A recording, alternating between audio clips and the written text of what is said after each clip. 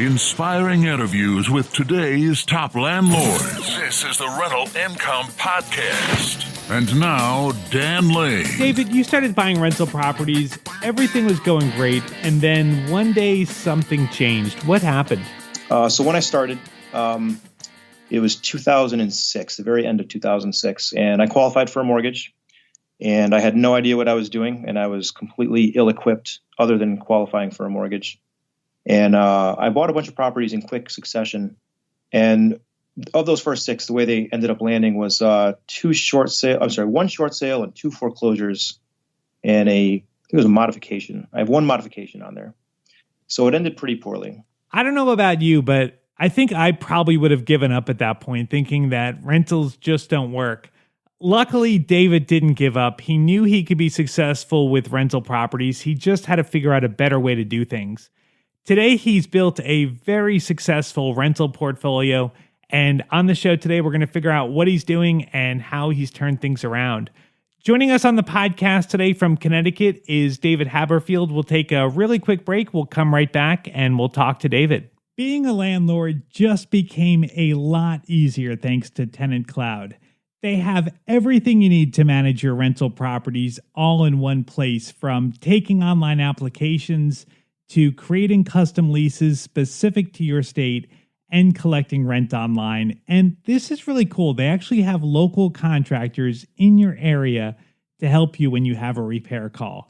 That's right, contractors in your area that are there for you when you need them. Everything is right there, all in one place. How much does it cost? Well, this is crazy. It's totally free to sign up. It's not a trial. It's free forever. They do have some paid plans, but it's totally free to sign up and get started.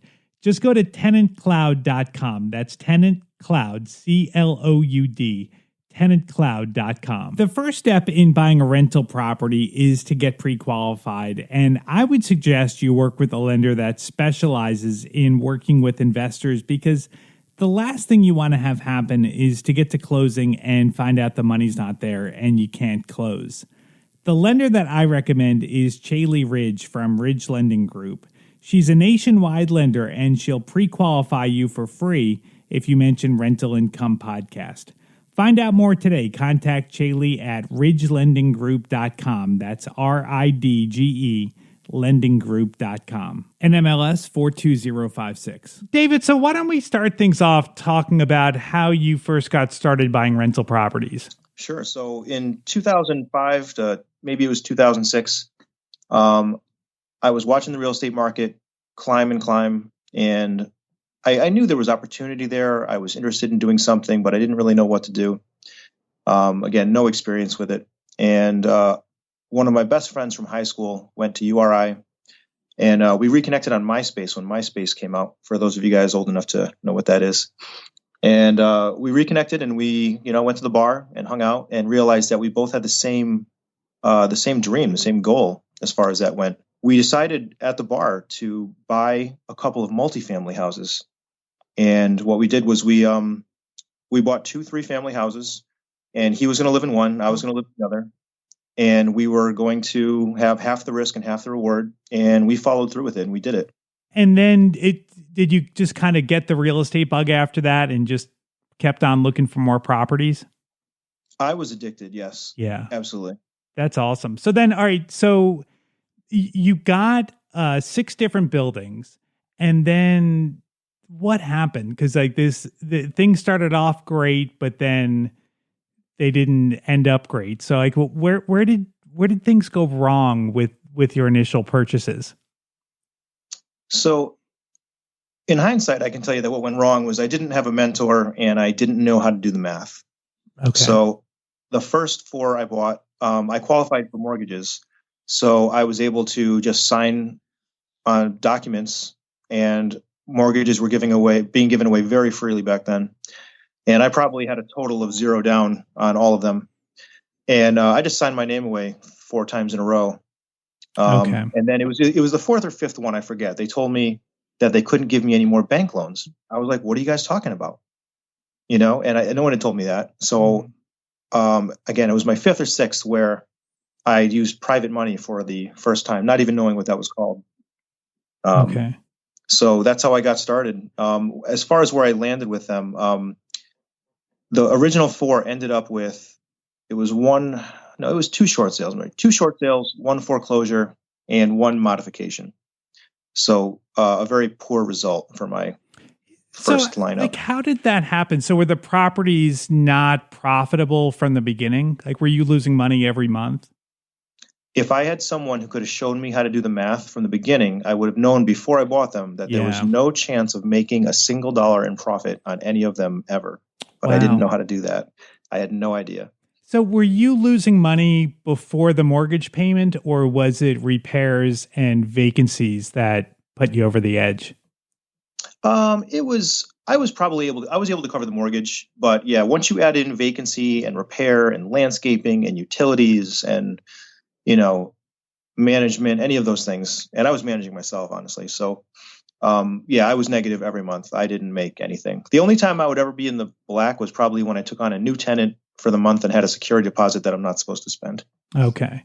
So what's amazing about your story is that so many people, I think, if they had a start like that, where they bought properties and it ended up in foreclosure and short sale, like I feel like a lot of people would give up at that point, but you didn't give up. Tell me where you are today. What does your rental portfolio look like today? So today I've got 43 or 44 properties. I've got about 95 units, and I've diversified a little bit since then. I have a Firehouse Subs restaurant. I have a car dealership. I have an Airbnb. I actually just got a second contract for a second Airbnb this morning. Oh, congrats. Thanks. So I'm, and I'm flipping houses pretty regularly.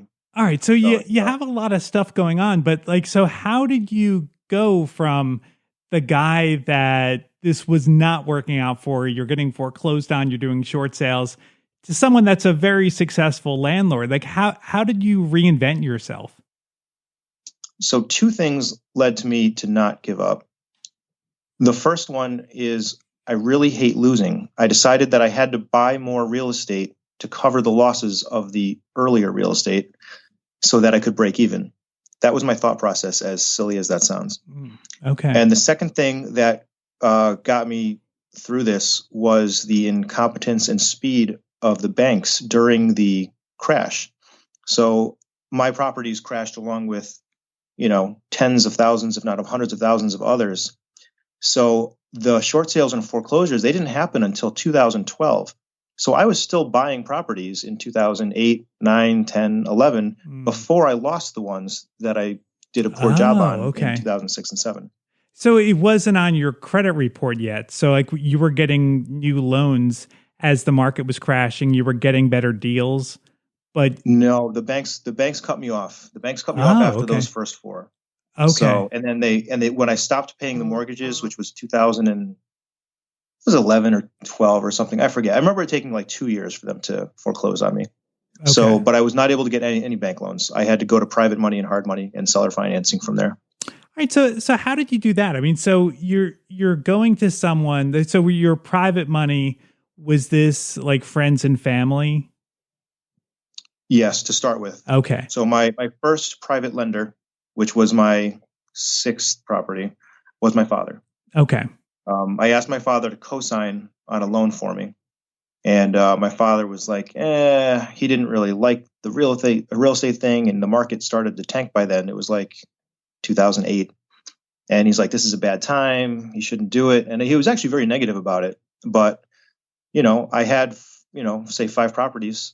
And he's like, all right, I'll give you a chance on it. And so he helped me get my 6th one. How did you convince them that, look, this is a great deal? This property is going to make money every month. I'm definitely going to be able to make your interest payment. Like, was that difficult to make that sale? So I got turned down a few times for sure. I have a reasonably good level of personal credit among my, friends, family, and community, we'll say. So if I went to someone and I said, hey, I need $100,000 and I'm going to buy it for 50 and rehab it for 50. And at that time, equity was not a thing that was on my radar. I was looking for cash flow only. And so I would show them the math. And a common question I got is, what are you going to do if the price of the house goes down?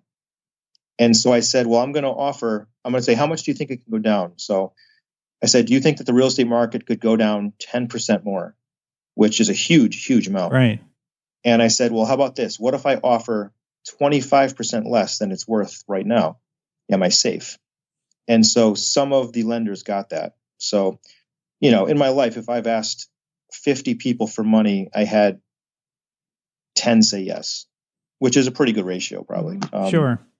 But that's probably been my result over my life. And today I have 8 or 9 private lenders, probably about 3 million or so, 3.5. And how long are the loans for? Like, are these 30-year mortgages? Never a 30-year mortgage. Only because, if you ask a lender for a 30-year mortgage, they think about how old they're going to be in 30 years. Right. And they're like, oh, that's a long time. So I actually make my loans open-ended. They don't have an expiration date or a maturity date. In the loan, I tell them that I need 6 months notice if they ever need to call the loan due. So at any time, they can call the loan due, and I have 6 months to either sell it, refinance it, pay them off another way. And that allows them to feel like they're not locked into anything, and they can call the loan due if they feel they're going to need the money or become uncomfortable that's a good for any idea. reason. That's a great idea. Do many people call the loans? Only one person has ever called the loan. And what interest rate are you typically paying? So on flips, I've been paying 10% interest, and on holds, I've been paying 7%. And I have a couple of other outliers from there, but that's the majority of the rate. Yeah, that's a pretty good deal. And do you pay interest only, or are you paying them principal too? Interest only, always. Okay, well that's really good. So then that just gives you more cash flow because your mortgage payment is cheaper because you're just paying interest. Yeah, I decided that. Do I ever want to pay these things off? That's a school of thought that can go either way. I prefer to stay leveraged. I think most people want to get them paid off, but I think that's more emotional than mathematical. Mm-hmm.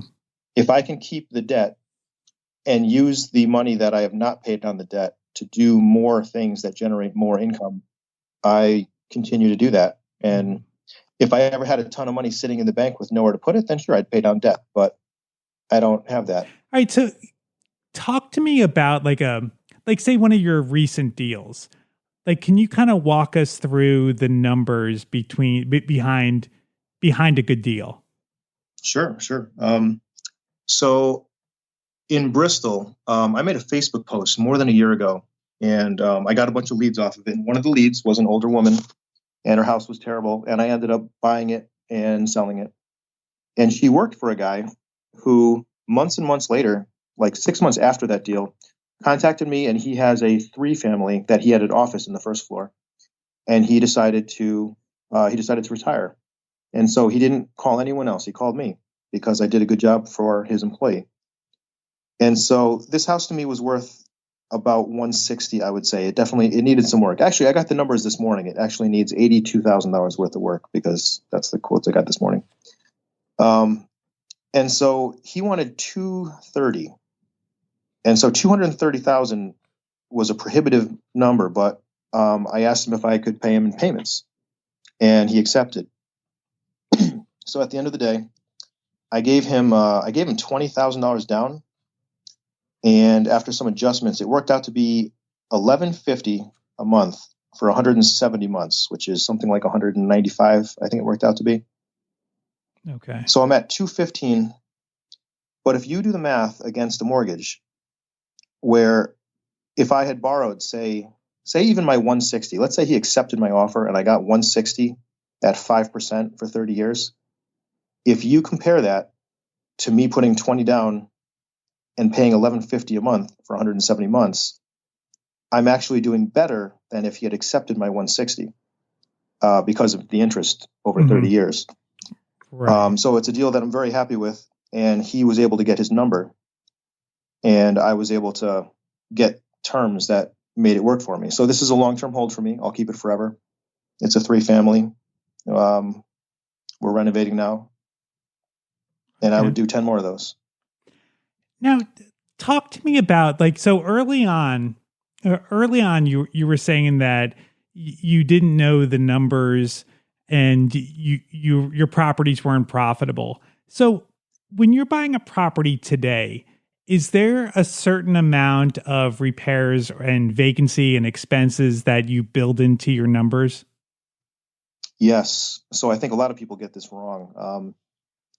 So I build in 10% vacancy, and I'll build in 10% repair if the house is old and 5% if I've rehabbed it. Okay. And those are my numbers. Okay. And do you build any kind of long-term Capex stuff that, maybe in 10 years you're going to have to replace the roof, or, maybe the furnace is going to go in maybe 7 or 8 years? Do you account for any of that stuff, or is that just built into your repair budget? So I don't do that, but you should. I recommend doing that. This late in the game for me, I can cover it through another property if I don't have it on that one. Right. So my 5 or 10% repair rate, I would have to say it's in there. But as an example, I just had to do a roof that was really large. It was $25,000. My 5% or 10% even repair rate definitely did not cover that. So, but I have it from other properties now. But if you were newer in the game, I would definitely include a Capex rate. 5% sounds reasonable. If you've just rehabbed it, maybe you skip that for a few years. But if you don't have funding and backing that you can easily tap into, you should have a Capex account, because a roof or a furnace surprising you can ruin your day. Sure. Now, do you think that as you have built your portfolio, as you've had more and more rentals, that it becomes less important to have a savings account for repairs? Or do you think it's more important because you have so many moving parts? You've got so many rentals, there's the potential that a lot of bad things could happen at the same time. So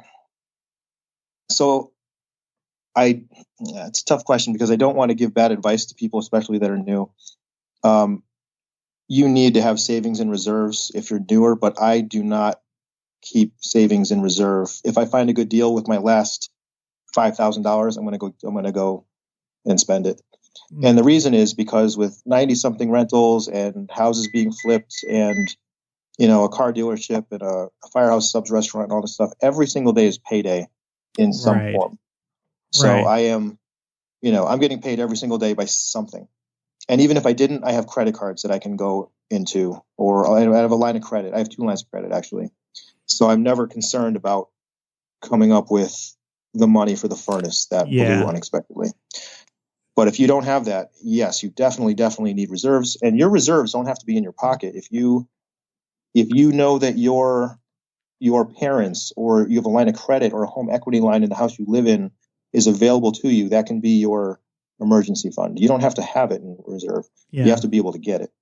Yeah, that's very well said. I think that's a great way to look at it, because having too much cash sitting idle is not good, and especially if you come across a really good deal.